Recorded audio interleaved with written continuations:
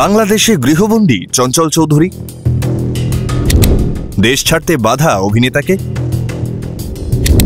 নতুন বাংলাদেশে কি তালিবানি ফতোয়া?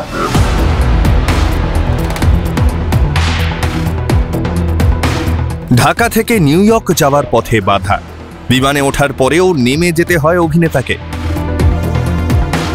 দুবাই থেকে নিউ ইয়র্ক যাওয়ার কথা ছিল চঞ্চলের, সেনার তোপে হাসিনা ঘনিষ্ঠ শিল্পী। দাবি, বর্তমানে তাকে গৃহবন্দী করেছে ইউনূস সরকার। ভারতীয় চলচ্চিত্রে অভিনয়ে বিপদ, শুধুমাত্র বিদেশি ছবিতে কাজের জন্য বিড়ম্বনা। নতুন রাজত্বে সিনেমা সমস্যায় বহু শিল্পী।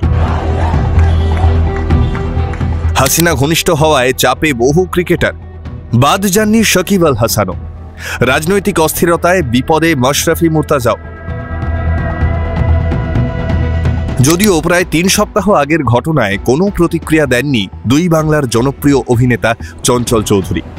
অরিঞ্জয় বোসের রিপোর্ট, সংবাদ প্রতিদিন.in।